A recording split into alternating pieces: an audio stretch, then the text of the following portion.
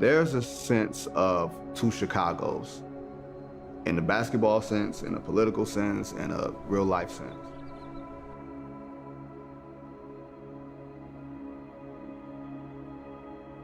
The history of segregation in Chicago met at Derrick Rose.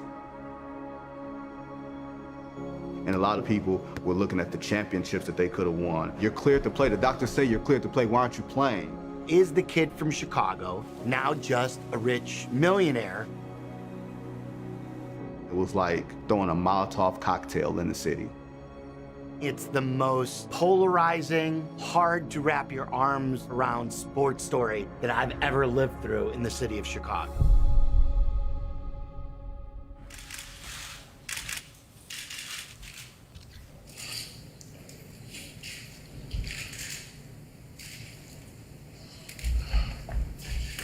You know, I know it's emotional, but you just have to understand that you're inspiring millions of fans, but inspiration goes both ways. So maybe you can tell us a little bit about the inspiration that you're getting from your fans.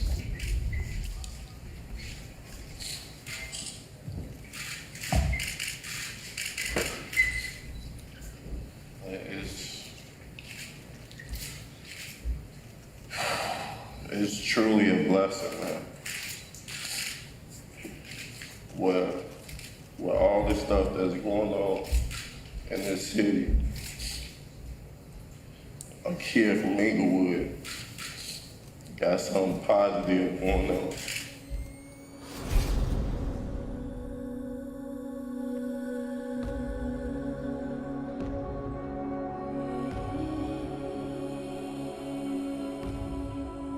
Anytime you see me cry or show emotion like that, it comes from a place of appreciation, of knowing where I came from.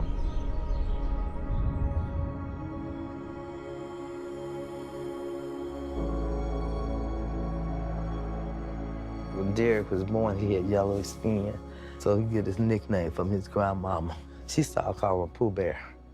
But some kind of way Bear got left out, they just started calling him Pooh. Oh, when you say the name Pooh, that resonates home. That's Derrick Rose, that's Inglewood.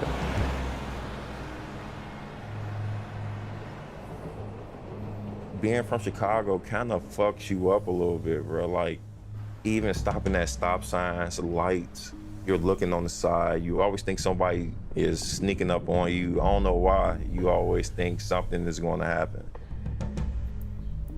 You always have that thought in your mind that today might be your day.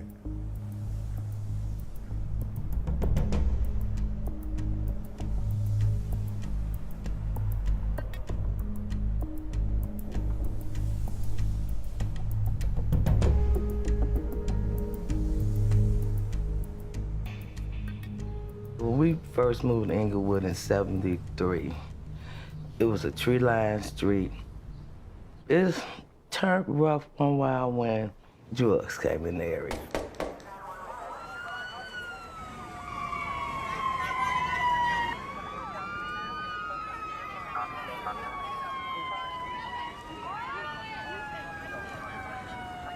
Drug dealers kind of like ran Inglewood, and I think that's what kind of brought me and my brothers together. And Derrick being the last boy, we was kind of like watching over them. It's a love-hate relationship with how I grew up. I hated the whole concept that you put into in the Inglewood area. The poverty, the jobs not being there, everything negative you could possibly think of. Drugs, alcohol. Everything negative is literally right there at your doorstep. I didn't get in trouble a lot, but I was around it. Always around it, but smart enough to stay a couple of feet away from what's actually going on. My brother above me, Alan, he was a knee freak. Then all of a sudden, I seen him turn from a knee freak to wearing a snow outfit for like 2 months because he wanted to sell drugs. That's part of life I don't want to talk about. It ain't something that I'm not proud about. It was a very dark place. You had to do what you had to do. Glad I got out of that. Thank you, bro. I knew that life wasn't for me. We just sheltered him, but he was able to see just a lot of the bad things. But as of like him wanting to join the gang, him wanting to sell drugs, that's something that we stayed on him. Like, nah, you're not going to do this. You're going to go to school. You're going to go to school. You're going to play some type of sports. Because we just all figured that, you know, sports at that point in time was going to be his only way out.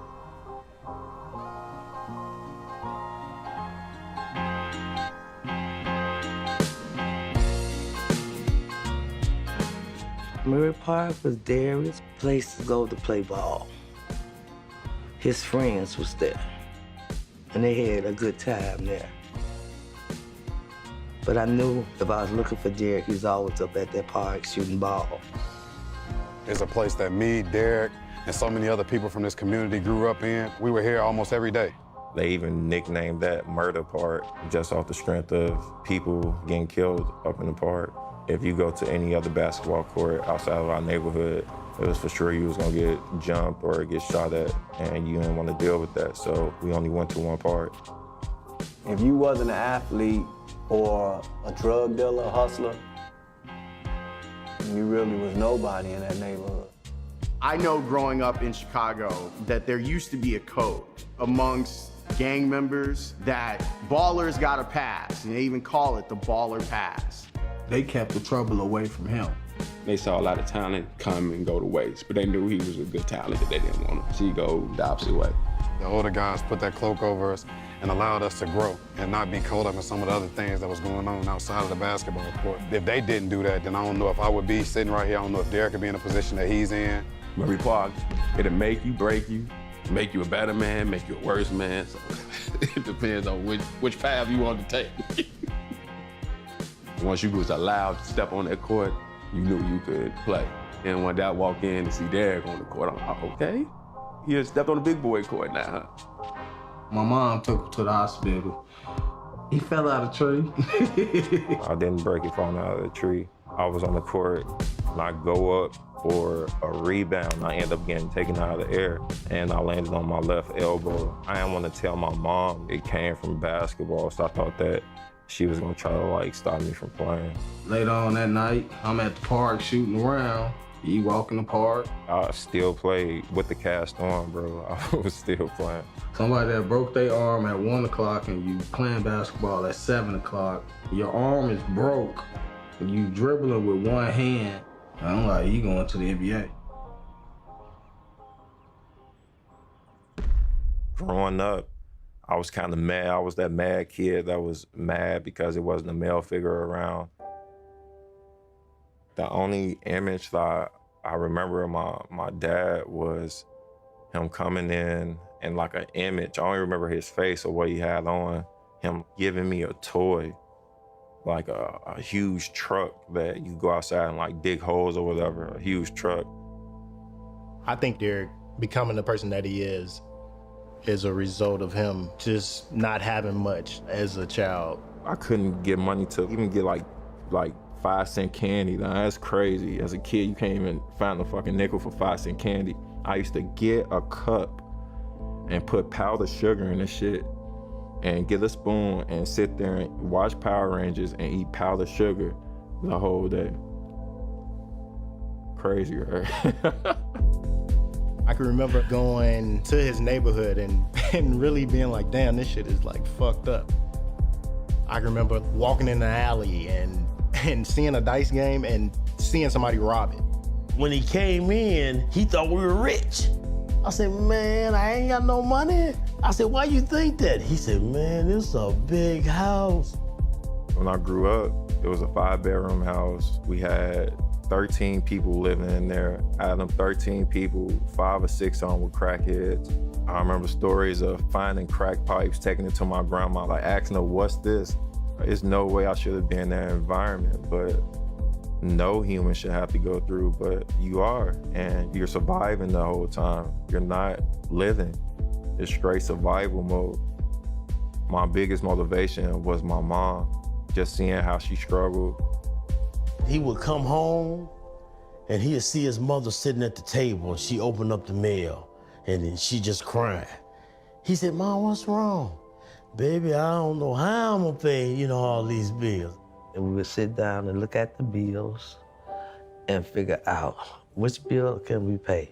Light and gas is the main thing. We could get food, it was okay. And sometimes I would lie to him and tell him we got enough of this. Sometimes we didn't. And yes, my gas had went off before, and I had strived to get it back on. I had no choice but to tell them then. I could go to my other sons, and they would give me money to make sure that my bills stayed balanced. So we all worked that way. When I was younger, I had a gambling problem. That was the only way I could hustle without getting hurt. People around my neighborhood, they hustled, they sold drugs, robbed people, stuck up people, this and that. That's not me. I was a little young kid at the time, big ears. I couldn't go that route. So I used to shoot dice a lot, like a lot. That was the safest way I could bring money home. My Uncle Greg took him around the corner and said, I bet can't nobody outshoot my little nephew. And they were shooting money ball. And he won money shooting jump shots for dollars. I remember going to neighborhoods, playing different guys with money. People surrounding the court is just me, no matter how tall he was. If you put up the money, my guy putting up some money and we playing. Some of my earliest memories of Derrick is coming out here and seeing him playing against a guy that grew up over here, Dion Freeman. I remember people like coming to my crib, 20 kids on my porch, like, yeah, put on your shoes, put on your shoes. I'm like, what? They like, Dion up here talking shit. What? Dion was somebody that always wanted to play against Derrick because Dion thought in his mind he was the best player in the whole Inglewood.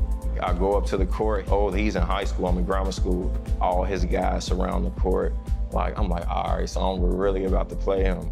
He ended up getting killed, but yeah, I played him and I beat him. Just playing in them type of environments, I'm used to it. I don't know, I'm used to the pressure, for sure. This dude got it at an early age, and he wanted it. When I saw Derrick, I couldn't believe he was the age that they were saying because of his basketball IQ. I mean, his basketball IQ was up here, and the other kids were down here. He had the 4 S's: size, speed, skill, and strength. Stevie Wonder could have coached him. I thought I was the best until I seen Derrick play. The way he moved, the way he passed, the way he thought about the game, everything, his approach to everything was a little different than everybody else around his age.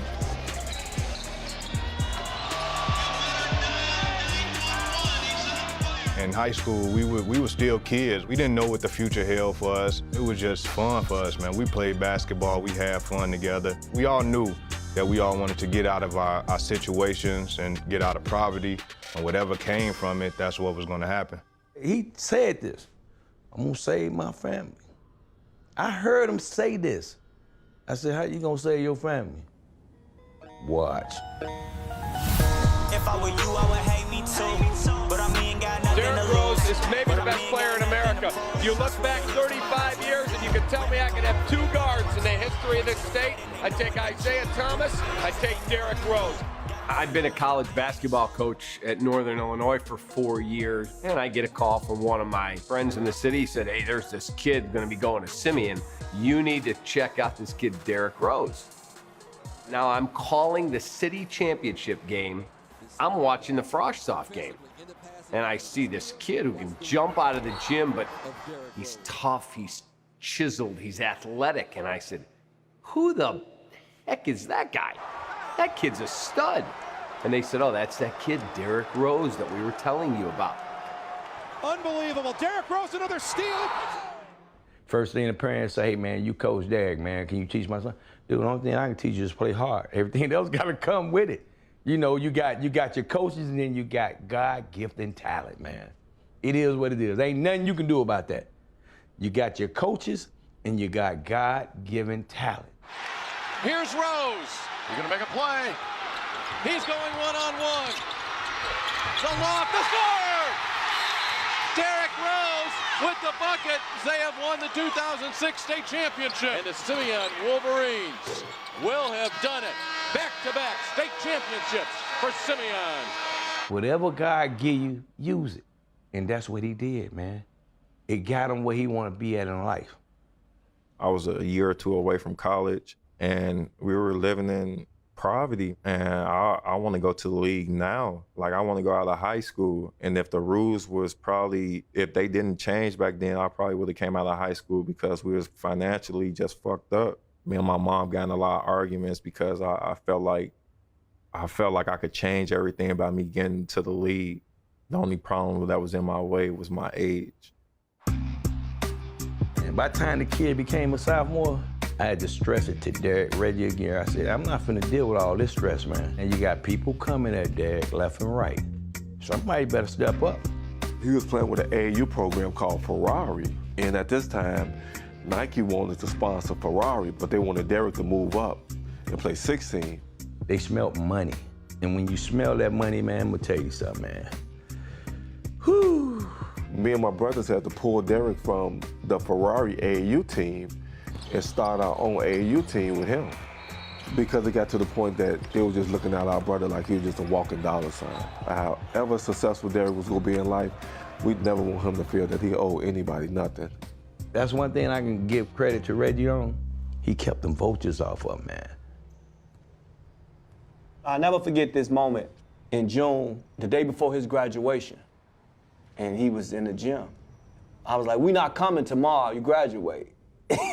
And he was like, "Nah, I have to be in the gym." I'm like, "But you graduate, man."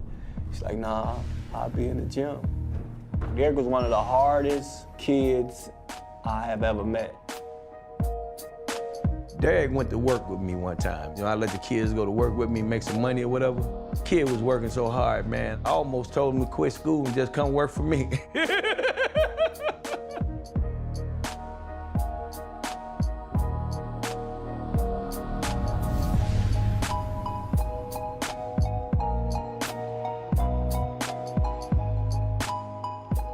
He comes on campus in the summer, and I go in the gym, and I see him walking in, and I walk in. Absolute sweating, craziness, going nuts. He had been in there about an hour. I take a recruit somewhere, come back to campus. He's still in the gym. He'd been in there 5 hours. I call him over, "Kid, what are you doing?" "What do you mean?" "Market coach, I work. I gotta get better. I'm fearful that I'm not good enough." He called me and he was like, "Man, I'm ready to come home. I don't think I belong down here." His friends in Chicago said, "Coach, he thought you were the devil." He called us and said, "I'm playing for the devil." So I'm like, "Man, come on, man. He the devil, man. No, I hate him." I'm like, "Come on." He really thought Cal didn't like him. I felt like he was picking on me the first couple of months in practice. He threatened me like 5 times to kick me out of practice. It's like, damn, why you on me so hard, man? But I was venting to Dre because I felt like Dre was the only one that was gonna hear me out. Couldn't just let him do what he wanted to do. And I had to coach him in a way like, okay, feel this out, yet here's when you're the best version of you. This is what it looks like. And by the end of the year, it wasn't close. He was an absolute beast, offensively, defensively, leadership, all those things. He ended up sticking with it, and Cal now his best friend. The best players I've coached, him being one, Anthony Davis, I can go John Wall, the best players were fearful they weren't good enough. And that was part of their fuel. Then when they figured out, you know what, I'm not bad, they all turned that fuel to, well, I am good enough, but I want to be the very best. And then it turns to the very best that ever played.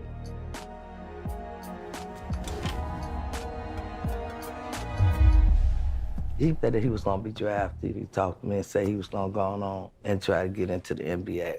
We sat down, he talked about it, asked him this what he really wanted, and he said yes. My thing was just playing in the league, like playing in the NBA. I never thought about where I'll be living or what car I'll be driving or something like that. I thought about playing in the league and making sure that my family was just comfortable. I wasn't even watching the draft lottery that year because the Bulls had such a infinitesimal chance of landing the #1 overall pick. And you're sitting there going, there's no way, there's absolutely no way that these ping pong balls are going to fall the way of the Bulls. The second pick goes to the Miami Heat. And that means the #1 pick in the 2008 NBA draft will be made by the Chicago Bulls. I gotta call my brother. When the ball fell saying Chicago, what was crazy about it is that we wasn't expecting it. And second off, we thought that they was gonna pick Michael Beasley. Derrick, what went through your mind when you saw the Bulls won the draft lottery? I bet all us were surprised for 1.7% or whatever. And just seeing them win, I just thought about LeBron James. I thought he was the luckiest person in the world to get to play in his home city. And now I have that chance. I'm just hoping that they pick me. All the guards wanted Michael Beasley and all the bigs wanted D Rose. And I really wanted Derrick. We knew he was going to be the top 2 picks. He couldn't drop. As like going into the summer, all of our friends was just anticipating.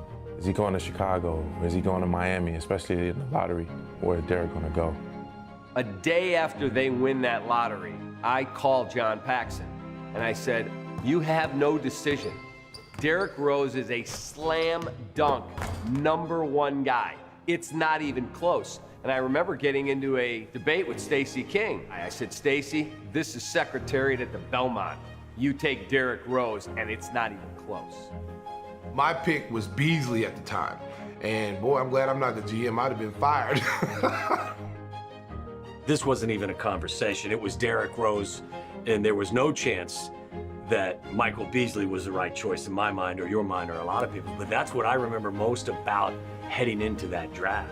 We don't agree on everything. We've done a show for 11 years. We sat in this studio, and there was never a debate. We would open up the phone lines and the fans could debate with us, but it was never a debate on who the Bulls should take.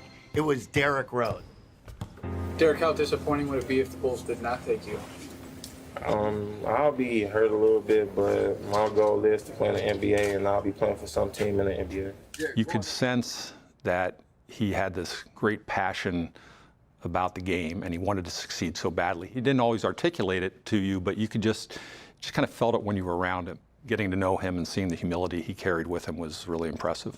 We didn't really know Chicago was going to pick Derrick until the night before, and we received a call from Chicago. Chicago told Derrick they really want to pick him, but it's some background history with his brother, talking about me. If he sold drugs, if he was a felon. At the time, I couldn't take it because it's like, is it me that's getting picked or is it my brother that's getting picked? He might not be the #1 pick because of some mistakes I made in my life. But Derrick told the Chicago Bulls, if you can't accept my brother, don't pick me.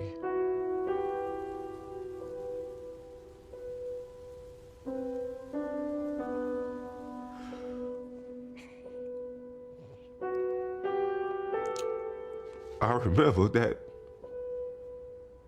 we was all sitting there eating dinner, and he wouldn't eat, but I could see he was hurt.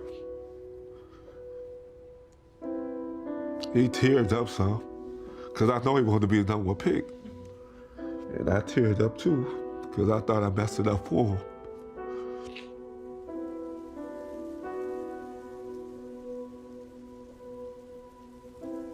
The good, the bad, the ugly.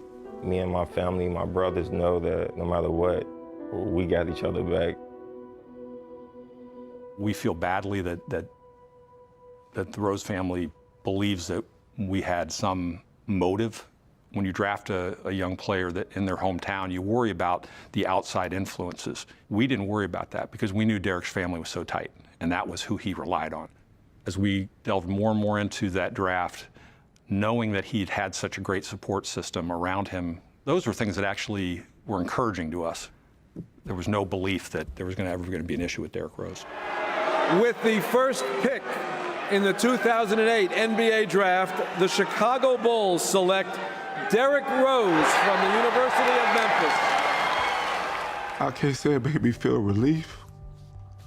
I was more happy for him than anything because he had went through a lot.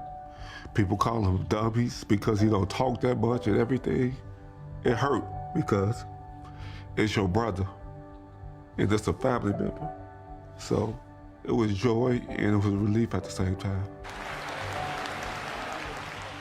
My knees actually got so weak I couldn't move.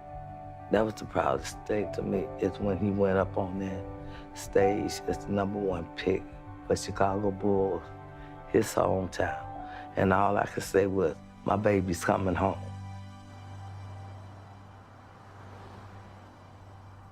It was like Jordan was coming back. A guy who was gonna lay it all out on the court, who has a background of winning. It was like we had already won a championship. The Chicago Bulls select Derrick Rose from the University of Memphis. It's not a lot of people that make it to the league, period. You make it to the league and you get to play for the crib. Like, I don't know, that's the dream. There's certainly a buzz around the city because obviously Derrick was so well known here. He was so well liked here. He was so well respected here. It gave the Bulls a feeling of being reborn.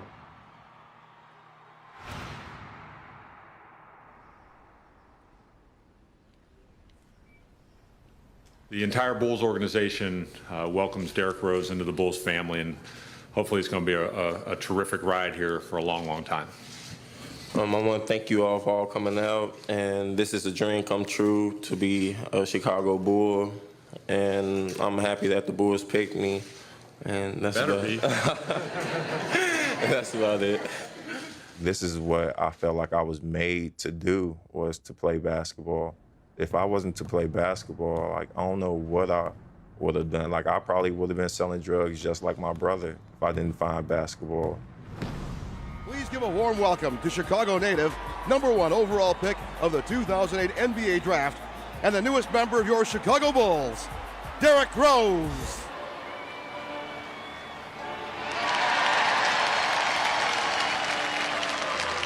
It's well documented how hard you work, but I also know that you got one little bit of kryptonite, Superman. Oh, man. That's your, you love Skittles. I had a Skittle machine, man. At home? Yeah, like they sent me like all new kinds of Skittles and stuff. Man, I ate too many. I don't like Skittles no more to this day. He just has an addiction for candy. It's something I've never seen before. I physically had to take it and put it on the top shelf so he could not get to it. He'd always try to sneak the candy in. We try to stay on him pretty good about it. He would chew gum during practice. He would chew it 3 times and then take it out of his mouth and then take another piece and chew it 3 times and then take another piece. I never saw anybody do that before. He can't keep up this diet and play 82 games a season. At what point does that catch up to you?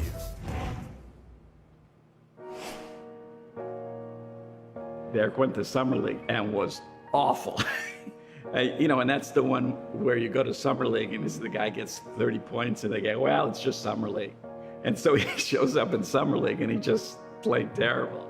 I think the Bulls were like, oh my God, we took the wrong guy. We didn't get off to a great start right away, but you could just see how special he was. Oh my God, he broke his ankle. Is there a medic in the house? So a strong finish from the 20-year-old rookie. At that age, you're faster than everybody. You jumping higher than everybody. You just out there kind of like playing reckless off just pure talent. Derrick first year in the league was off the chain. It was crazy. Had the city on fire. It brought everybody together. It was like Mike back in the day. 7 o'clock, everybody in the house watching the Bulls. It was like watching that little kid that was in Murray Park running around ever since we was little doing everything. Now he got a Bulls jersey on. I remember going to Bulls games and just feeling like that was his stage and he would perform every time. Not only did you have a good player and the guy worthy of #1, but a future All-Star and possible MVP was his first playoff game ever, and that was against the Boston Celtics. I believe I was actually having like a house gathering with some friends. Everybody just sort of stopped what we were doing. He is out of this world. First game of the playoffs? That's what they're telling us. It's a very special place to play. A lot of history. They were the defending champs. What he did that night was just show that I'm here to stay and nobody can stop me. People really underestimate having hope, and that's what Derrick represented for us as his teammates and for the city. We didn't win the championship. We lost in the first round, but people still come up to me in Chicago and talk to me about that series. That year, my brother was playing on the opposite team. Derrick just get to going crazy, like bucket after bucket, because nobody anticipated the Bulls to even win or have a chance. So after the game, I remember talking to my brother, and he just told me he real. He like, nah, he real. Shorty is real.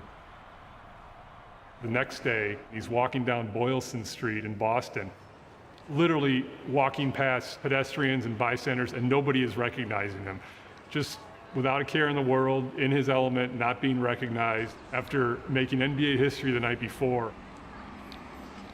Ladies and gentlemen, Derrick Rose, your NBA 2009 Rookie of the Year.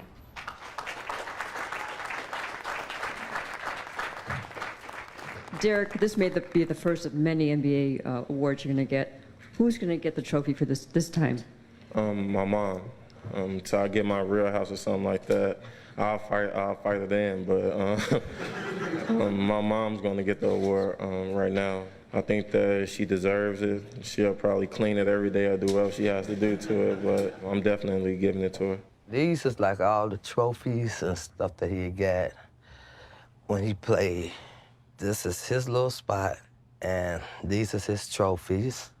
This is his trophy in 2008. It's the T-Mobile Rookie of the Year. He got that from Chicago. This is his other one, Above the Rim Classic. That means he was jumping high.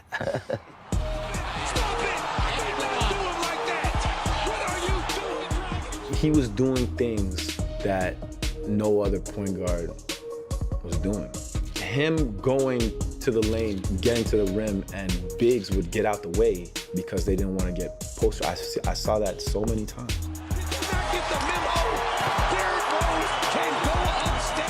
That dunk kind of made people think, should I go block the shot? I don't want to end up on ESPN or a commercial because it was that freaky. Derrick put that ball and cocked it behind his head and scratched his back with it and just kind of swole up like a cobra. Man, it was the most ferocious dunk that I've ever seen. I've seen Michael Jordan dunk on a lot of people, and that's probably like the best poster I'd ever seen. I wouldn't say that. I wouldn't say that, but it was a hell of a dunk, for sure. I like this the most. Too big, too strong, too fast. Too big, too strong, too fast, too good. You ever see Derrick do that one move, man? You try to come behind his back and go behind the rim and go like this and do that? Yeah, tell him he got it from me. I used to think that he was gonna break his back. You look at Derrick and you look at his body and the way he dominated guards. Even though he's not a 6'6" guard, he was able to impose his will, 6'3", on bigger guards. So I would always say he was too big. And then him overpowering people. I saw him dunk on Greg Oden and dunking on 7-footers. We all knew he was the fastest guard in the league from end to end. And Derrick in his prime was faster than Russell Westbrook. So too big, too strong, too fast. And then at the end, he was just too good. People say, well, you made his highlights. And no, he made my job easy. I was just along for the ride. When you have an exciting player and an athlete like that, it just makes it so much easier. What kind of expectations do you set for yourself individually going into year 3? It's high. The way I look at it within myself, why not? Why can't I be the MVP of the league? Why can't I be the best player in the league? I don't see why. Why can't I do that? That's exactly how Chicago people think. When Derrick Rose made that statement, Chicago as a whole rallied around him. They loved it. Fans ate that up. I remember hearing it. I thought it was crazy.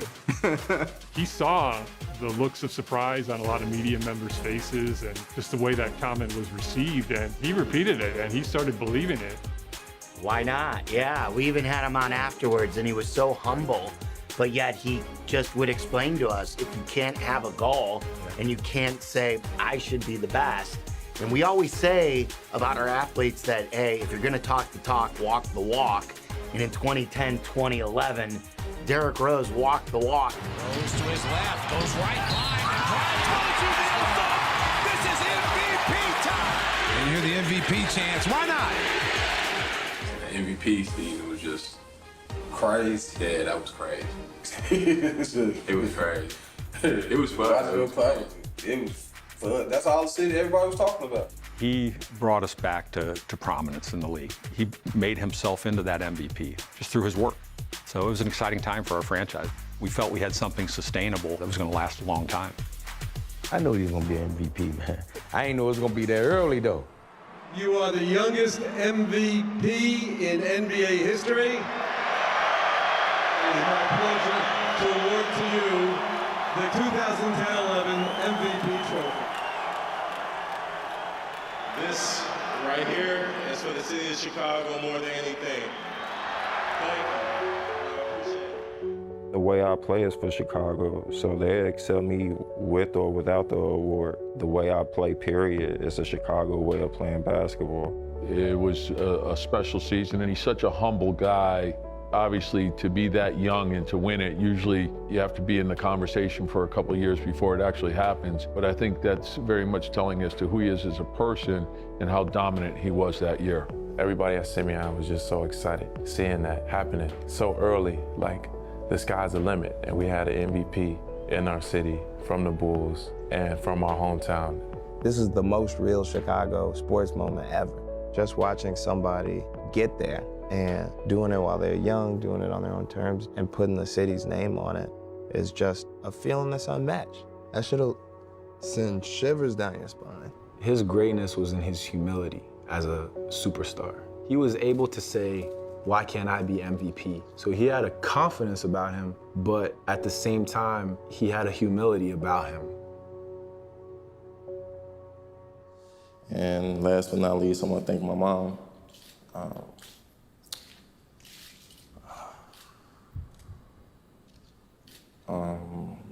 Brother Rose, my heart, the reason I play the way that I play, just knowing that days that I don't feel like going into practice or I'm having a hard time, think about her when she had to wake me up, go to work, just making sure that I'm all right and making sure the family is all right. Those are hard days. My days shouldn't be hard because I love doing what I'm doing, and that's playing basketball. So you keep me going every day, and I love you, and I appreciate you being in my life. It got me. It made me know I did the right thing with my boys, not just with him, but the rest of them. I couldn't believe that the things that he said and stuff that he said about me. And that made me more proud. I could have been on cloud nine because I knew I did the right thing. You know, I was just speaking my truth. Everything that I said was things that I experienced and that I saw with my own two eyes. That all just came out in that speech. There are a lot of people from Chicago that understood how hard it was for his mom to help him navigate through Inglewood. His mom is a very special person, and to be able to do all the things that Derrick has done throughout his career, his family has been a great support system for him. She the reason that this is all here. She fought and she clawed to make sure Derrick made the right decision. Everything, all the awards, all the accolades is because Brenda. People who say like Derrick's not a great public speaker, come on, man, look at that speech. It was probably Derrick's most endearing moment as a Chicago Bull. Derrick Rose, your 2010-2011 Kia NBA Most Valuable Player. What a humble superstar. All at once, Dre brings it to me and say, Derrick told me to bring you this.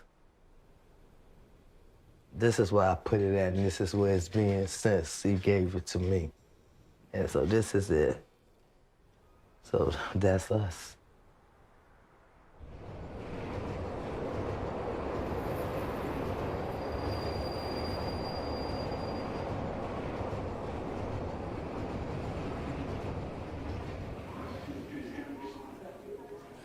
It was in Orlando at the All-Star weekend. We signed a long-term deal. I know your mom, Brenda, your whole family, they were all there. Once the contract was done, tears were shed, and it was a really emotional moment, and an incredibly proud moment for us. But what were you thinking at this point in time? A lot of things. Thought about my past, knowing what I went through. At that time, I was in that room. I couldn't believe it. I was signing a deal that could change not my life, but my family's and my brother's kids, even my friends. And trust me, I'm gonna try to do more than that, where I'm just gonna try to keep helping people, not myself and not only my family, but the city of Chicago. And hopefully it spreads from there.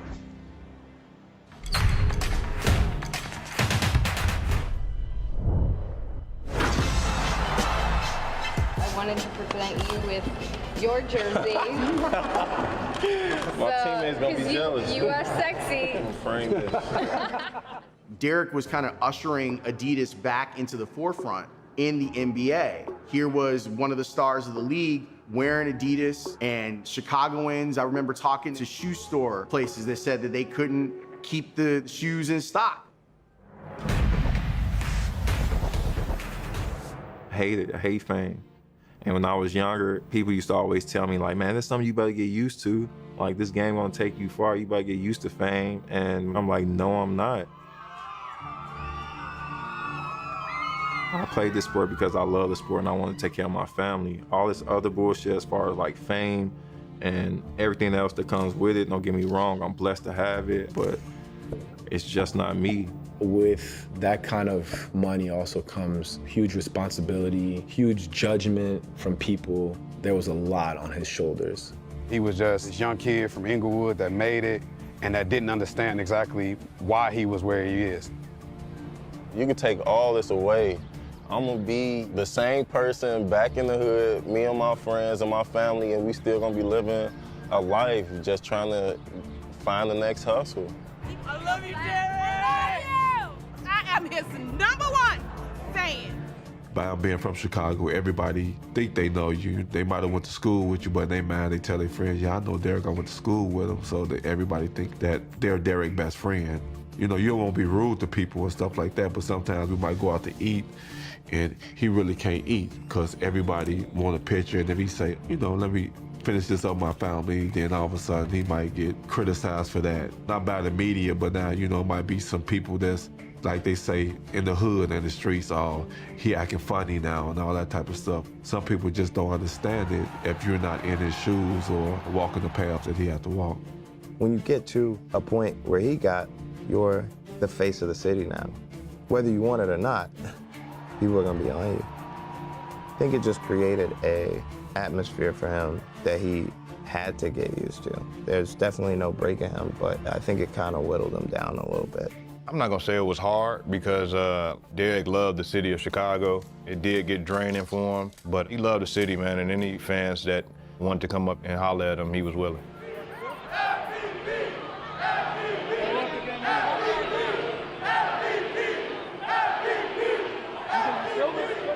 At times it was overwhelming. I would say like in public and things like that, especially in Chicago, because he's from there, you got so many people pulling at him. From family to old friends to friends we went to high school with, friends he went to college with. I get people that I didn't even go to school with, people that went to school with him texting me, trying to get to him, and that's a little overwhelming. It still is at times. I just would always remember him saying, if he having the blueprint. If he just always thought if I continue to work and work and work, everything would be okay. The stardom motivated him.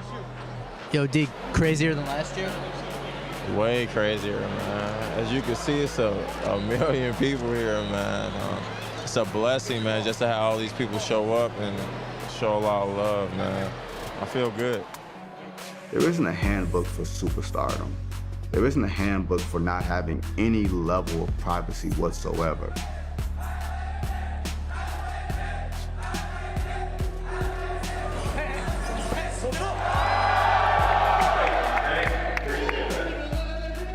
Coming out of Inglewood, then getting the Adidas deal, that's a lot for a young man who lives in a very self-contained environment to deal with. Derrick walked in, and because they started winning and getting better and everybody looked and he becomes the MVP, it became solely about Derrick. And it was never about Derrick, and Derrick knew that.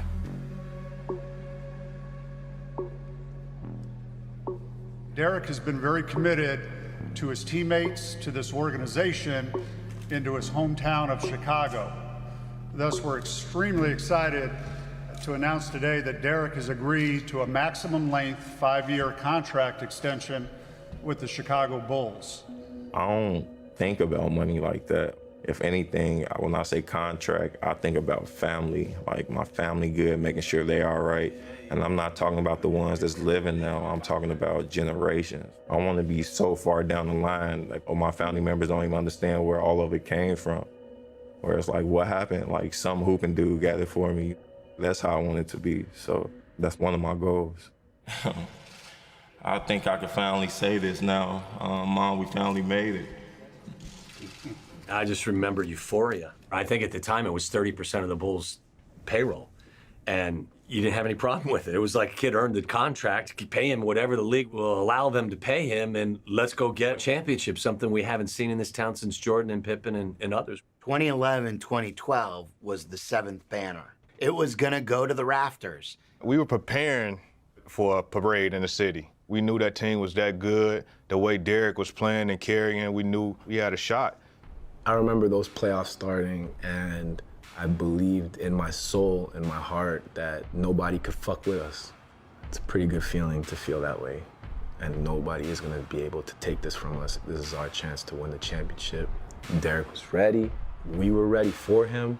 That game one, I mean, we were so ready.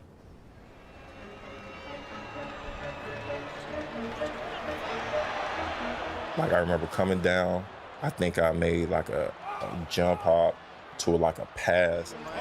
Rose came down bad on his left foot. See him holding onto his knee, and down. I remember passing the ball and feeling like my ACL tear a little bit. It didn't tear all the way, it tore a little bit. So when I went down on the floor, after I threw the pass, I went down on the floor. Right when I like laid down and put my hands over my head, I felt it tear a toe, like it totally tore. My leg just started shaking. I didn't know what was going on. I was stunned. I didn't know where the fuck I was at. Derrick's the type of guy that usually bounces right back. Get up, get up, get up. So when he didn't get up, I knew that it was serious. I was hopeful that it wasn't as serious as it was. You know, praying at this point. So I'm sitting in row 1, behind the basket that he got hurt, and it was silent. And you didn't know how to even process it. You wanted to throw up. It's sickening. Like, honestly, it's just a feeling of sickness immediately. When he's writhing in pain on the floor, your heart was in your throat. All of Chicago felt that. Like, we felt that. I remember walking to the back to get a X-ray. The X-ray, of course, didn't do anything. They needed an MRI. And I remember going to the MRI. After getting out the MRI machine, they told me that it was tore and just breaking down. Like, I couldn't believe it. When Derrick went down, I was like, all right, he might be out for a couple games, but he's gonna be all right. I remember where I was sitting when I got the news that he tore his ACL. It was a lot. It was almost like somebody died. It was the worst feeling you've ever had following a Bulls playoff win. It was such a downer that we didn't even know how to process it. For a 22-year-old, 23-year-old that just won MVP award, to have something drastically just happen to you like that, like, it can fuck you up, especially if you don't talk to anyone. And at the time, I wasn't talking to anyone. I thought I was strong enough to hold it to myself or hold it in, and it was killing me. I think he kind of felt less of a man a little bit. I think he really just didn't know how to express it to, like, me or Dwayne or Alan, even our mom, that physically and mentally it could be draining. All you can do is be there to support him. Ultimately, Derrick's the only one that was going through that at the time. I understood the dark place he slipped into. Injuries take you to a dark place because it's rehab. And I think people misunderstand when they talk about a guy not wanting to play. Guys would rather play than rehab. Rehabbing is not fun.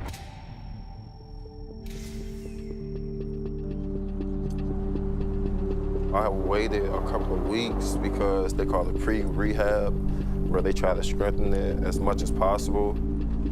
I was almost walking regular. You have some people that have ACL tears and they go a whole year without getting surgery. So I went a couple of weeks, I had to get surgery. You know, he's full of athleticism, and he's really never had to do the rehab components in life. That's why I really believe he has a chance to be 125%. Doctor, in Derrick's case, what made him great was his ability to explode to the bucket, his speed on the floor. Will he be that same type of player after the healing and the rehab? I mean, you know, it's impossible to predict tomorrow. Look, I said at the time, this is not revisionist history, that the Chicago Bulls' biggest mistake. He's up to par as far as what the expectations were at this point in his rehab. Let's not forget he's still got a long way to go. And it may be the camp of Derrick's mistake as well. He's not sitting out the entire year. We're just going to bring him back slowly. I think the biggest thing to do is not put a time limit on it. They should have announced he was out for the year, period. There is no chance he's going to come back. I've been through a lot of stuff before, and I handled it pretty good just growing up. But this right here is just going to push me and make me work harder even more.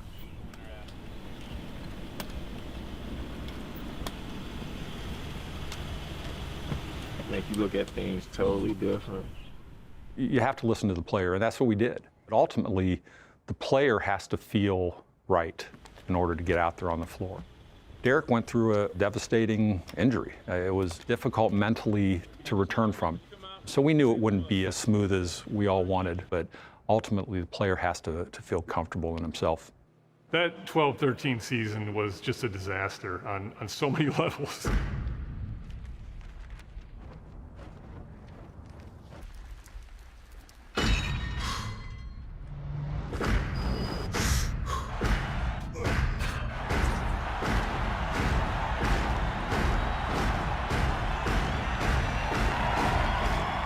You know, Adidas filmed an inspirational promotional campaign called The Return, and then he didn't return. So let's start with that. You can't begrudge the shoe company for doing that because everybody figured that he'd be back at some point during the season. He's on line to be the second greatest player in the history of the organization. Yes, better than Scottie Pippen, because he's the youngest MVP in NBA history. He's about to be Michael Jordan. Why would you risk sending this guy out there? Who's even thinking about that? He's out there trying to rehab his knee. Maybe he's not even thinking about the public relations war that's going on about his rehab. But every day past the point where the Bulls said Derrick should be back and he wasn't back, Derrick was losing credibility with fans. I remember it split about 50-50. There were some people that were adamant that you let Derrick come back when Derrick wants to come back. 50% of the Bulls fans were follow the doctor's advice. I felt at that time that if the doctors gave you the go-ahead, I wanted to see Derrick Rose play. I can't imagine people putting all that pressure on me at 22. It's his life and his livelihood on the line, and we're all just like, get better, get better, get better, so that we can win. We just probably weren't focused on the right shit.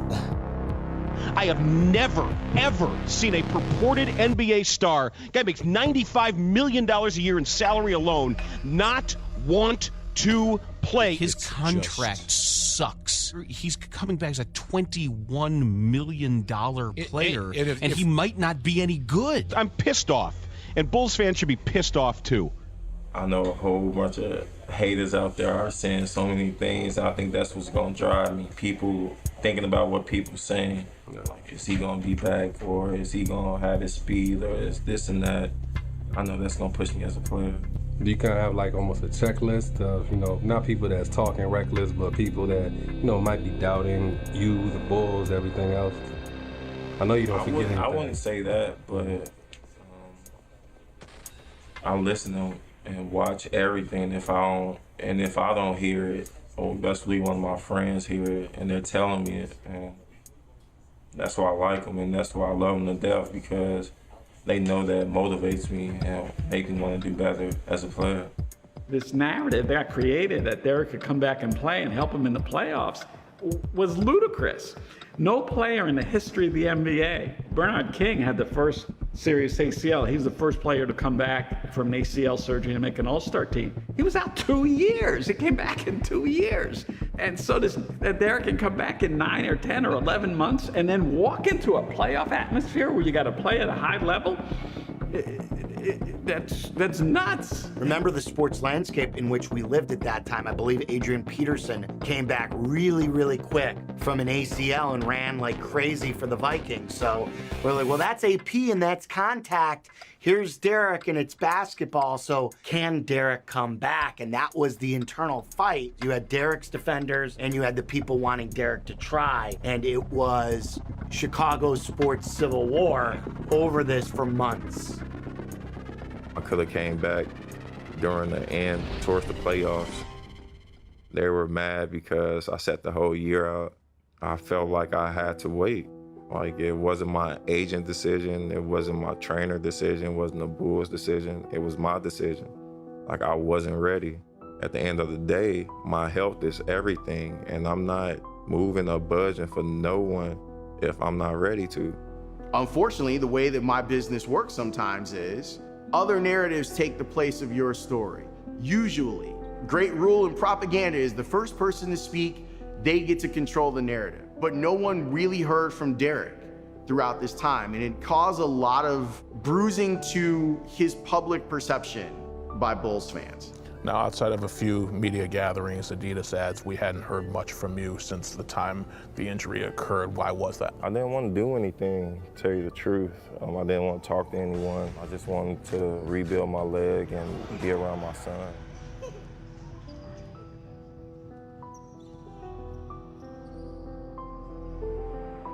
And there was that very damaging story that he had been medically cleared to play.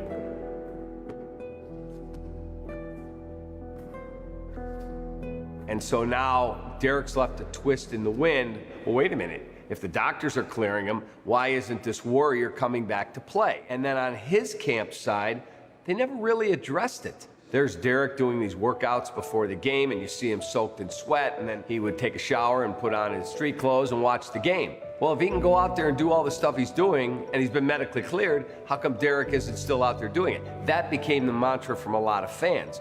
I think that's one of many little things that get turned into something larger than it has to be. All that was said was that Derrick physically could get out there on the floor if he felt ready. We were always very sensitive to what Derrick was feeling. You could be medically cleared, but until the player feels he's ready to play, you have to trust the player. I trust Derrick. No one ever doubted Derrick, and my dad made it clear from the very beginning that we didn't want Derrick coming back until he was 100%, until he was ready to come back. He never got to the point where he felt he could go out and play without risking injury. You can run on a treadmill and you can do all this stuff. That doesn't mean you're ready to play in an NBA game. There was frustration because we felt the team was really close to being a championship team. I look back at that time and I don't like it because I feel like I wanted him to come back selfishly. He was also my brother and I wanted him to be right. So it was just, I was torn a little bit. I was also very proud of the guys for fighting on without Derrick, and we were always hopeful that at some point he could make the comeback. If we knew from the very beginning that Derrick was not going to play the entire year, and we knew that with 100% certainty, we would have announced that he's not going back the entire year.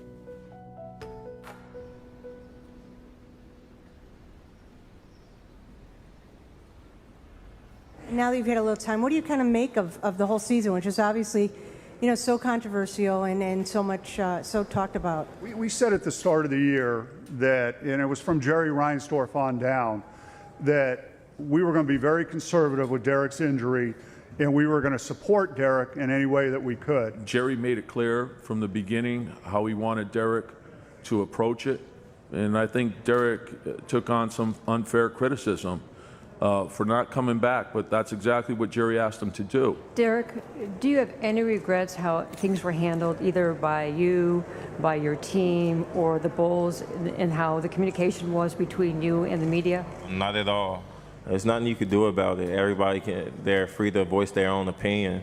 I remember that preseason, and that was the first time I saw him nervous. Emotionally, I think that he was very angry. It wasn't like a peaceful time where, wow, like Derrick's back and he's just in a good place. It was like, fuck everybody, fuck everything. You guys turned your back on me because I was hurt, and I'm gonna show all you guys what I'm all about. Derrick's on the run. Oh, that knee looks good. It was not a happy fighter. It was a fighter like coming to show everybody what I'm all about. He started back to practicing, and then he started playing again. Then the second one. Derrick Rose is limping right now. Almost like he just kind of took an awkward step right there. He was holding his knee. He's limping off. That's the one. So it really said, why me? Derrick Rose reported with right knee pain today. An exam and subsequent MRI confirmed a medial meniscus tear of the right knee. Surgery will be soon. I'm texting you, and I'm like, he did it again. It was disaster. I just remember slumping down into my couch, and you're saying to yourself, no, this isn't happening again. It sucked, man. I look back on those times and it's just, they're not good times. The games keep coming.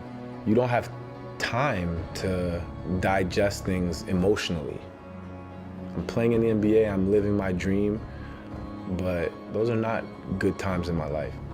I could care less what people say about me or criticize my game or whatever, or how I play. I could tear it 10 more times.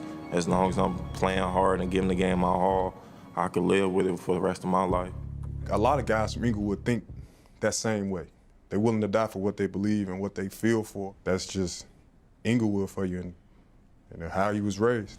Our community, we don't care how many times Derrick get hurt. Like, that's a part of life. That's a part of being a basketball player. And we never saw a downside. We never thought about a slope. But as a Bulls fan, what did you think of kind of the rise and fall, like what happened with Derrick, and seeing how high he went and then how low things got? I mean, Derrick had no lows. He didn't, because he still maintained. Derrick is a legend, no matter what. We always wanted him to come back. That was the most important thing, is Derrick coming back. We're his family, and we just love every time he came back.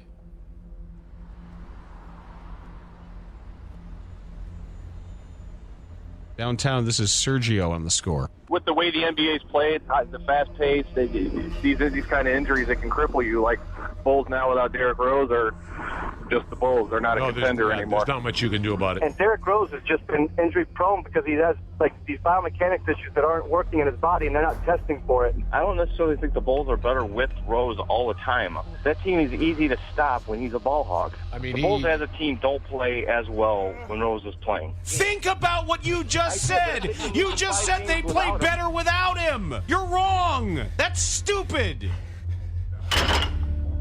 It still breaks my heart a little bit as a Southsider, as a Chicagoan, when it seemed like the city turned on him. Well, that's Chicago for you, man. It's the city of haters. So that's just life, though. When you're down, they want to keep you down. It was hard to, hear those things, especially from the fans, for a guy who was giving the city so much and asked for nothing in return. The reaction that I got from listeners was they loved Derrick and they hated Reggie. And people just wanted Reggie Rose to shut the hell up. They wanted Derrick to stand on his own feet. They wanted to hear what he had to say. What 24-year-old with over $400 million worth of contracts and endorsements can know what to do in life, and this money is just dumped on you? And that's what bothered me. And you'll see blog writers and everybody just taking shots at your brother, but they hide behind these newspapers. And I'm like, if you're gonna be a man about it, say what you got to say, and that's the way I took it. It's hard to tell someone who clearly helped you that you need to go to the background now. that I got it from here. Someone who has loved you and protected you your whole life. That's a hard thing to ask. That's a hard thing to ask your brother, that you saw sacrifice for you in ways that are unimaginable. To now, I got it. You need to go away. I just looked at it like, that's my brother, that's my family. Somebody got to defend him. And let me take the heat, all the way to the point that Charles Barkley was talking about me. It's going to be interesting when Derrick Rose come back because he is the facilitator of their offense. He makes the players around him better. And his brother needs to shut the hell up too, number one. Stop tweeting about coaches and players and stuff. Let the famous person be famous. You just shut the hell up.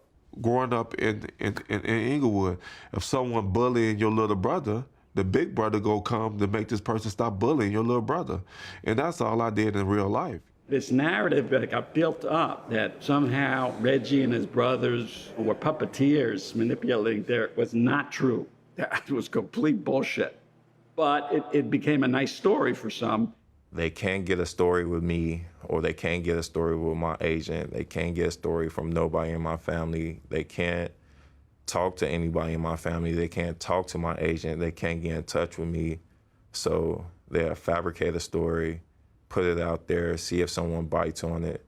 That story may be so false, and they just want sales. It seemed like there were so many people out there who wanted to tear him down, to kind of prop themselves up. They didn't ever take into account his whole background growing up, where his family protected him. And then all of a sudden, he's in a world where people are taking some real shots. That kind of hardens you as a person. He and I would talk, and he was just devastated by some of the stuff. You know, the injury stuff. He did use it as fuel. Yet, he wasn't used to being injured, and it took more time than he wanted. He was impatient with it. I felt when I came back last time, I wanted it too bad, and this time I'm just gonna let the game come to me. And I still have goals, man. I still got stuff I wanna achieve on the court and off the court. And just hearing so many doubters out there, I guess it's gonna be funny seeing them like eat their words.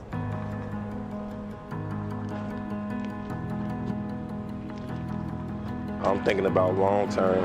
I'm thinking about after I'm done with basketball, having graduations to go to, having meetings to go to. I don't want to be in my meetings all sore or be at my son's graduation all sore just because of something I did in the past. I don't even know what to say about that. I understand how important it is when you're done playing to want to be healthy. But when you're in it, I think we were all a little bit like just thrown off. At the end of the day, Derrick can say some crazy shit, but at the same time, when he's in the trenches, you're gonna want that guy. We all would have liked him to have said it differently because we knew what he meant. Injuries in this business for athletes, they do force you to think about your mortality as a player. But I thought he was unfairly criticized for that, and I think that started some real negative things from the outside that I think stung him. You know the young man, and you know where his heart is. He's in his hometown, and all of a sudden he's attacked. I'm sure it hurt. I can vividly remember that not going over well with the people that would call our radio station, and that wasn't a 50-50 split.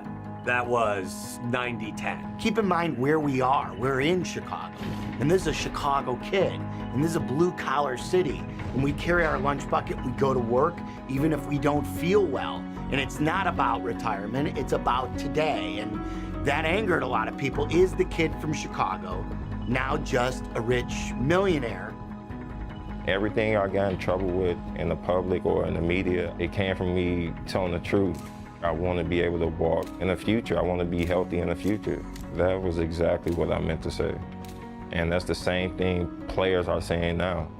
Derrick's image in Chicago took a huge hit, and all of the good work that he had done before just went away, poof, like that. You got all these fans that's on your side at one point, then you feel like they jumping ship. You know what I'm saying? I think as him being young, he just wasn't really understanding it. It was very frustrating sometimes. Out of 20,000 people, you would just hear this one person while you're on the court. Pass the ball. Derrick, you fucking suck. Stop shooting the fucking ball. Go to the fucking hole. Get him out of here. Trade him. It wasn't last year in Chicago. I could tell it got so frustrated, especially when he was going through the situation when he had got hit in his eye and he had that mask on and he trying to play and I wanted to sit him when he got hit in the eye because I knew his vision wasn't right. And he was like, I don't want to hear no more shit from the paper. He was just tired of it. You know, I just looked at him like, I think this might be his last straw here. I'm playing with my eye messed up, and they still criticize me while my eye is blurry. So damn if I do, damn if I don't, because if I didn't play and I would have said, they would have been like, oh, he was still able to play, so why he's not out there? So it was damn if I do, damn if I don't. I'm gonna do what makes me happy. There was a distance that was created between Derrick and whether it was the Chicago media or the Chicago Bulls fans.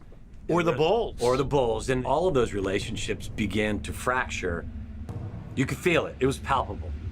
I became a critic of Derrick's because of the way things were handled. And so I'm doing my talk show, Sports Talk Live, on the court at the United Center one night. And our producer walks over and says, guess what? Derrick is going to come on the show. We're on live television. Here he comes. I have to address the elephant in the room that I've been a critic. So when people are critical, me included, you don't let that stuff bother you. You go, hey, man, that's your job. Not knowing where it's going to head. He hits me on the leg. He goes, No, that's your opinion, man. I can't get mad at that. That's your opinion. I can't get mad by somebody's opinion. Wow, this kid's unbelievable. So the guy that said to me at the Berto Center, when I'd die on that court to win a title, that guy's still here. It's still here, man. It's still here. That told me a lot about his character. I don't know where that message got lost or whatever, but I can't pay attention to it. And at the end of the day, like I told Derrick, you know, sometimes to get the crown, shit, you got to go back and get it. You can't just sit back and talk about, you know, what people say. Sometimes you got to just go out there and show people what it is.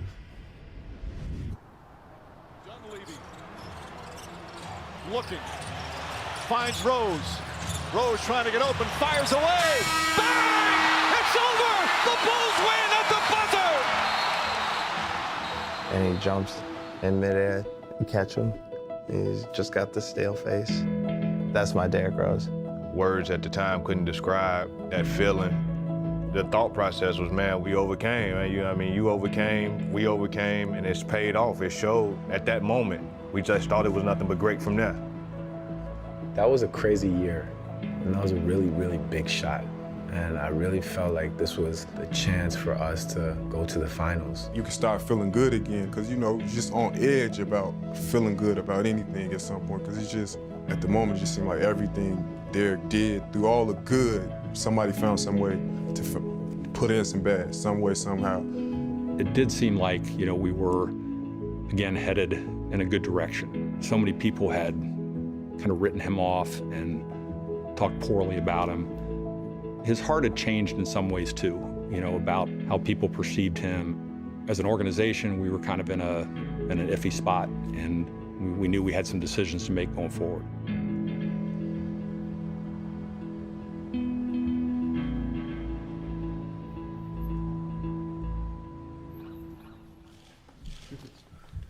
Derrick, you'll be 29 when this contract ends. Can you think of playing for another team other than the Bulls? I don't think so, unless they trade me or something. Unless they trade me. That ain't happening. I would want to finish my career here, but we'll have to see.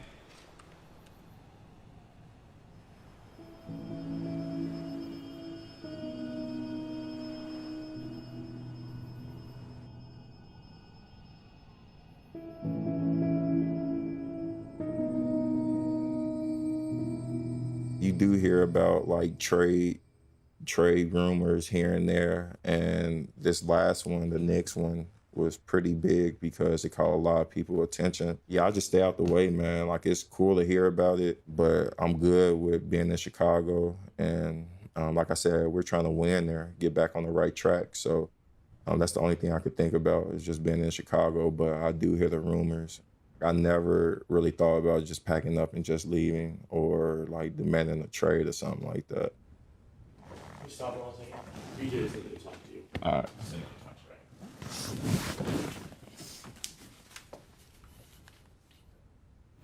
He ain't answering.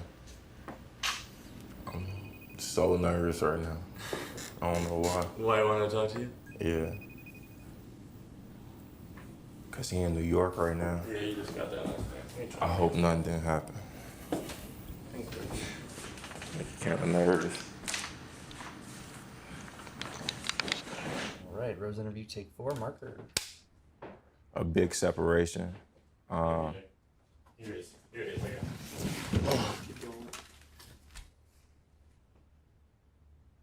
What's up, E?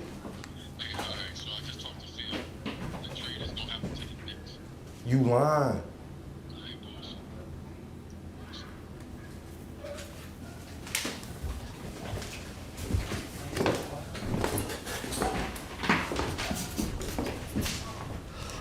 You serious?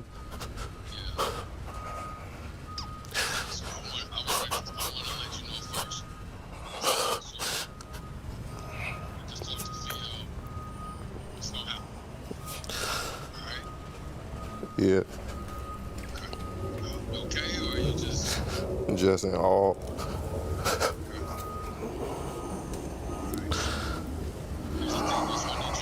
Yeah.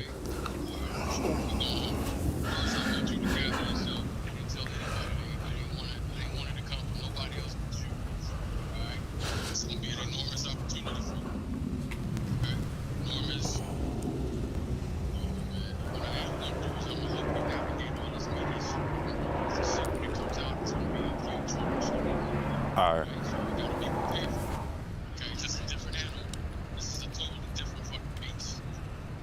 Yeah. All right.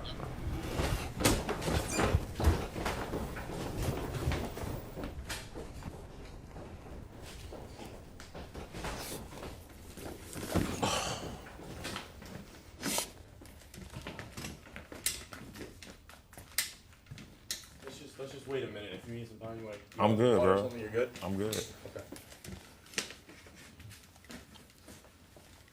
We're still rolling. What was the phone call?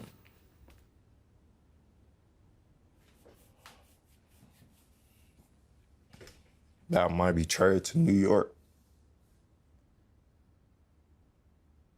Just found that out now. What was the phone call? What did he say?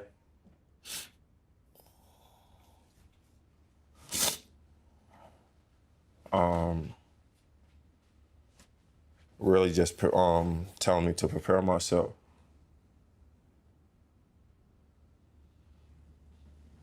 Cause something might happen.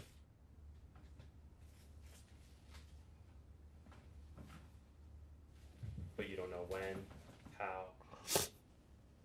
In the next couple of hours.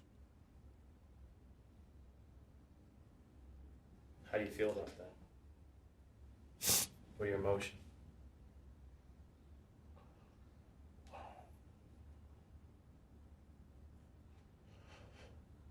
Anxious.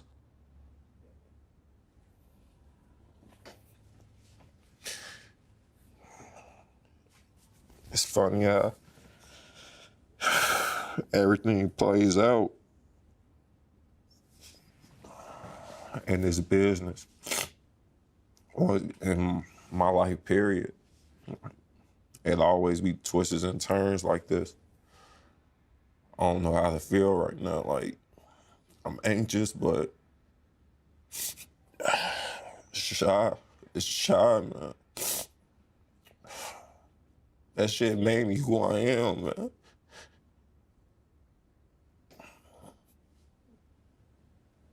You've been with them for 8 years. 8 years, but it's no hard feelings. Like, nothing, no grudges or anything. If it was that, it's no hard feelings at all. I understand it's a business, and they're trying to do what's best for the team, I guess. And I don't think I would be wrong for using that as motivation. Wow, I just can't believe it. It's a really hard decision to trade any player that you respect and appreciate. But we knew that this was Derrick Rose, and it was a situation that we really had to contemplate. We knew that it would be hard for him. We knew it would be hard for us. We just kind of felt at the time that we needed to go try a different way. And I think, too, that when you factor in all the stuff that he went through, the organization went through, that at some point there was probably going to be a separation. You make tough decisions sometimes in this business, but it wasn't easy. So that's one of those ones that you look in the mirror and you say, this one hurts, because this is a terrific young man who's been through a lot. And there were times I could sense that maybe he needed to get out of Chicago given all the things he'd been through. There were times he felt like his hometown kind of turned on him.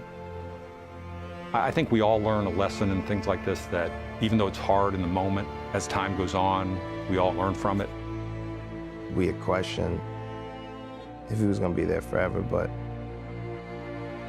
yeah, they'll definitely trade your ass. I took a ton of phone calls that night, and the majority of the phone calls were good riddance. Like, we had gotten all the way to that point, good riddance, from a kid who had grown up in Chicago. And it was terribly disheartening to hear how venomous fans had become in their critique of Derrick Rose, the player, that they now wanted him out of town. Can you imagine that? You grow up in Chicago, and now the people there don't want you here. I remember having a lady call in who was crying because he was our guy. He was a Chicago guy through and through, and now he's gonna go play for the Knicks. I was really stunned that that's where it ended up.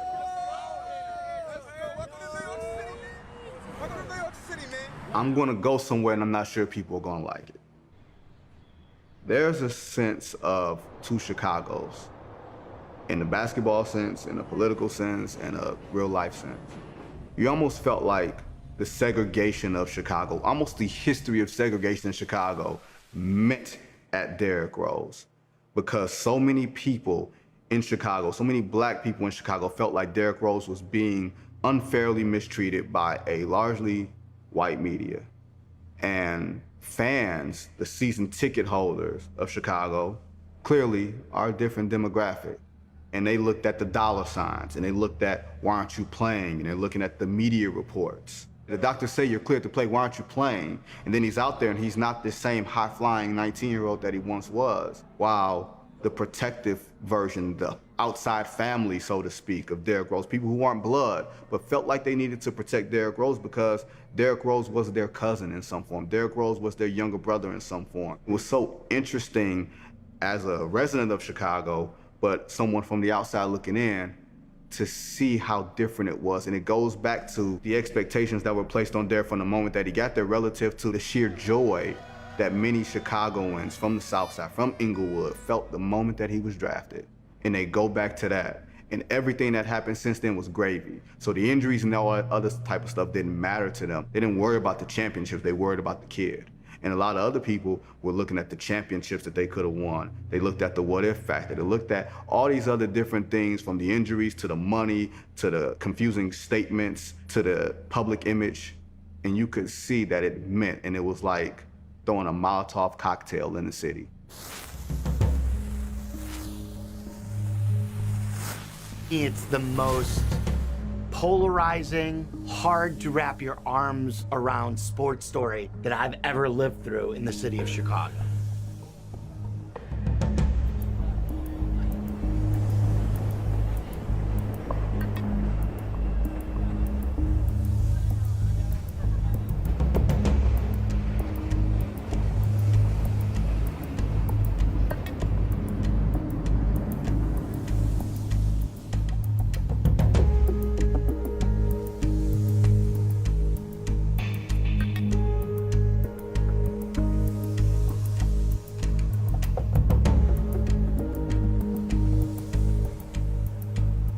My thing is, I'm bringing Chicago to New York.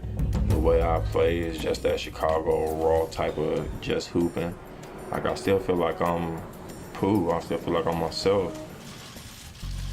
I don't know why I was traded, but I would like to tell him thank you. Thank you, for real. Chicago was more than just like a home. Like it grew me into the man I am today. And that's one of the reasons why I changed my number to 25. I'm playing in New York, but I want to bring something from Chicago with me. All right, Derrick. Thanks very much. But Okay. That smile, I ain't seen that in a long time. I ain't seen that, Randall. I ain't seen that since 08. I ain't seen that since 08. Talking about 08. And I ain't seen somebody talking about going out there and doing your thing. Right.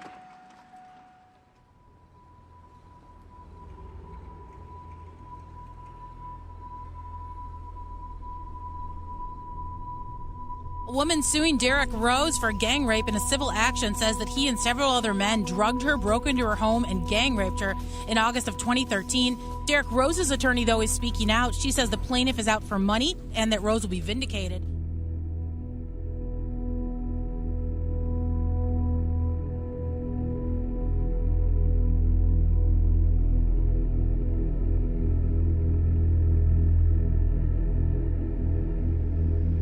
the trial was something that caught not only myself, but everyone off guard because, for one, I never disrespected a woman in my life. One of the reasons why I wanted to fight the case is because I wanted to prove that I was innocent. Anybody else, I guess, would have paid them off or settled, but I felt like we didn't do anything wrong, and it was something that I wanted to fight for, not only myself, but for my friends, too. After 2 weeks, Derrick Rose was back in a Knicks jersey this weekend. The starting point guard was cleared of any wrongdoing in a civil case in Los Angeles.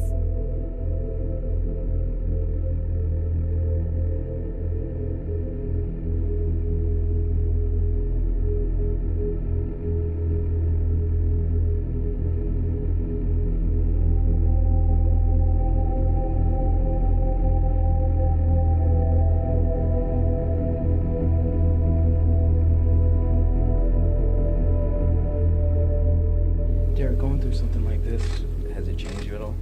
I mean, it would change anyone, but like I said, I spoke on it, and this is all behind me now. Like, that's the past now. Only thing I can focus on and worry about is the future. Everything changed just before tip-off for the Knicks when they announced tonight that Derrick Rose wasn't starting, and that was just the beginning of the mystery. It continues to be really the big unknown. His whereabouts are currently a mystery. I was worried about him. Nobody knew where he was or how he was doing. You're one of the closest guys to him here. Have you been in touch with him? Is everything okay? Yeah. Everything is okay? Yeah, he's okay. So I texted with him, and he just said, look, I'm okay. I'm with my mom. And I get it. It was just like a very stressful time.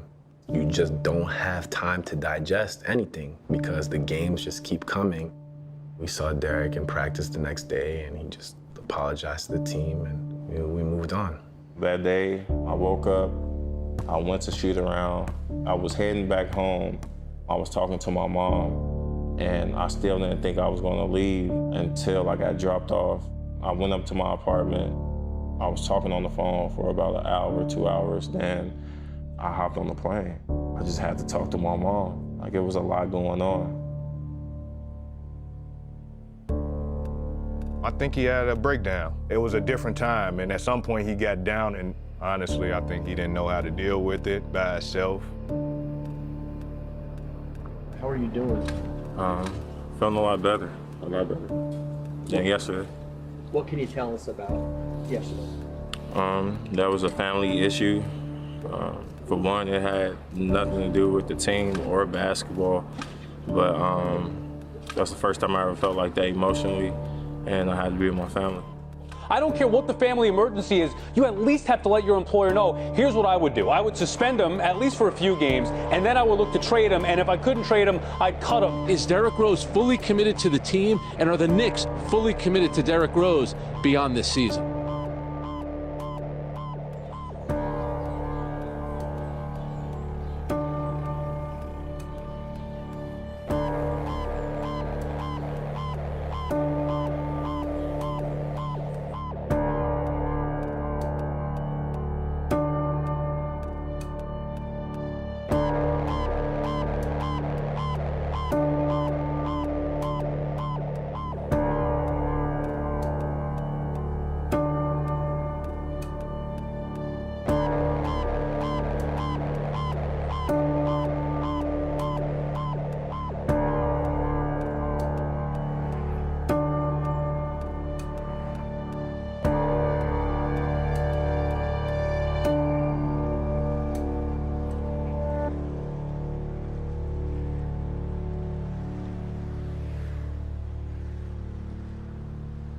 Did it seem like after sort of bouncing around a little bit the last couple of years that maybe you found a little bit of stability here that you wanted? Of course, I'm just looking for comfort.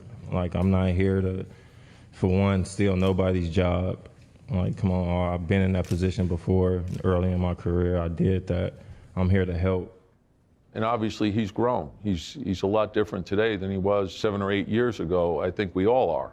You learn from your experiences, you mature, there's a lot that goes on. But he's always been a great person. It's all about not being content.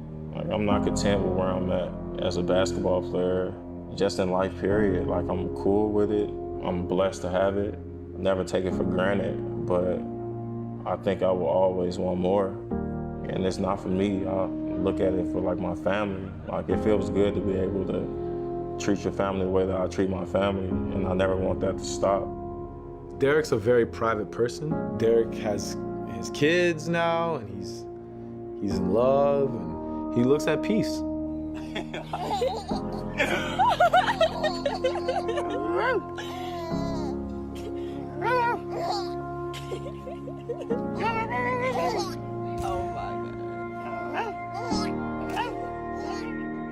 It's just good to see him happy. When you're happy off the court and your house is in order, like Tibbs likes to say, it shows on the court. He's in Minnesota. The expectations are different in Minnesota, and he can just find peace in basketball. I'm God gifted, so if I just go out there and play, you'll be able to easily see that the best revenge is massive success, and that's the mindset that I have right now. Rose attacks, challenges Derrick Rose, has 41. One off of his NBA career high. The stop, the go, the finish, 46 for Rose. Even when a superhero is knocked down, he's still a superhero at the end of the day. And Derrick Rose showed why he's still a superhero. Dylan, 2011 MVP, Rose. Everybody just streams out on the floor and showing the respect. They all know what this means to me.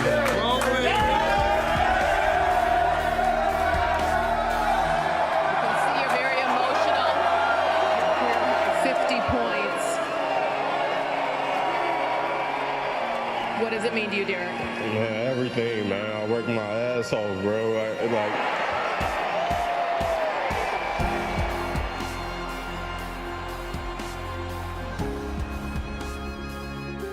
Anytime that you see me showing emotion like that, it comes from knowing where I came from.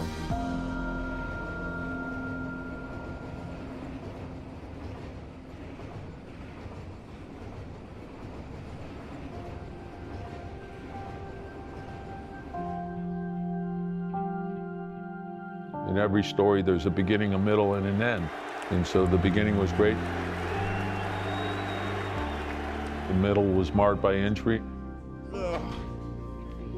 And I think the end's going to be great.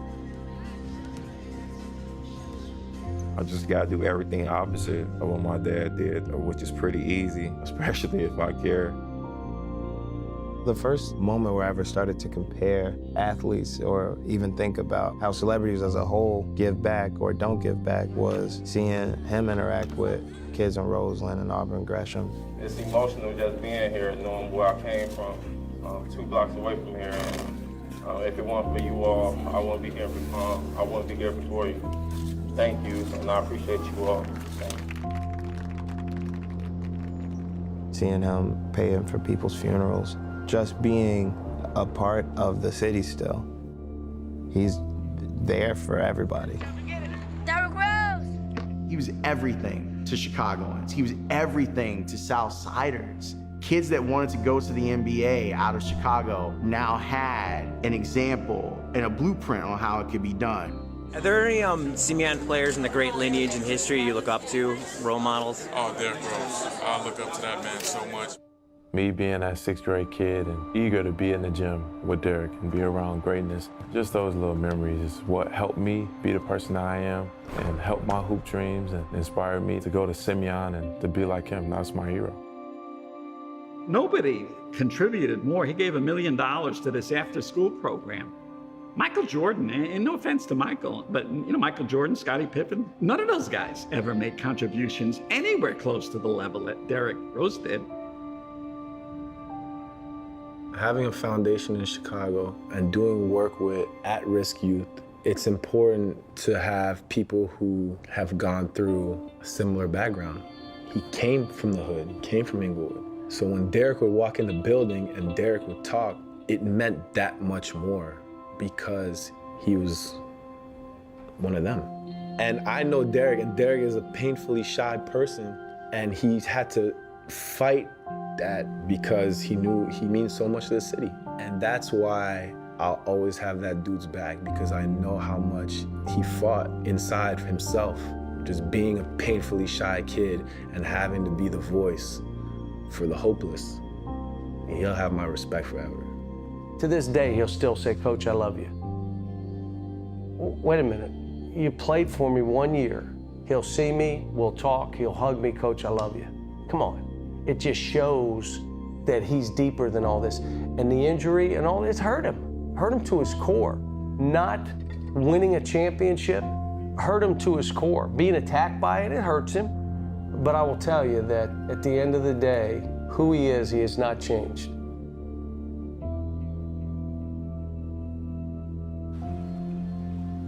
Waddle and Sylvie on ESPN 1000. You sent out the question last night about Derrick Rose getting his number retired. You can't be serious, can you? There were a lot of people, way more than I expected, that said absolutely because of what he meant to the city.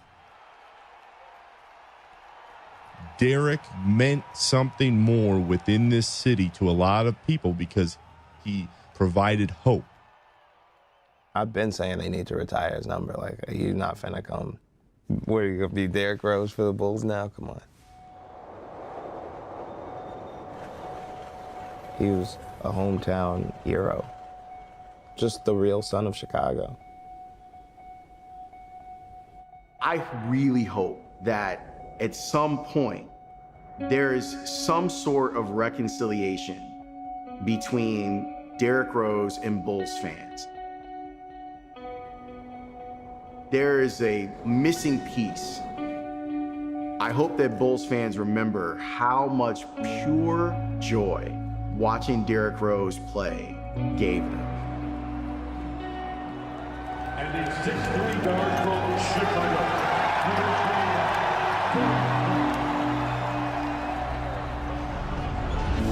Chris Dunn draped all over Derrick Rose. Derrick gets the hoop in the arm. Thing of beauty. Derrick Rose and everybody here at United Center chanting MVP. Yeah, I think that was a smile too. I cracked a smile a little bit, made me reminisce about some of the old days and how grateful I was to be in that position at a young age. It was very special to come back here and play. It meant a lot. Our fans have always been loyal fans, and our fans have adored Derrick. He means something to this city and this organization. He always will.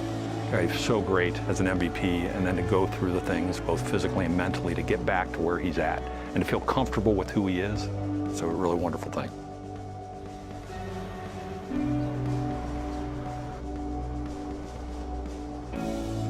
Chicago made me who I am. Being drafted by the Bulls was a dream come true.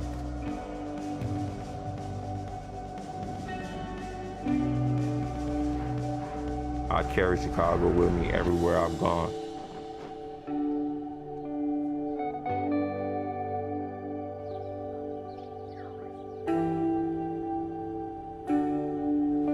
I always will.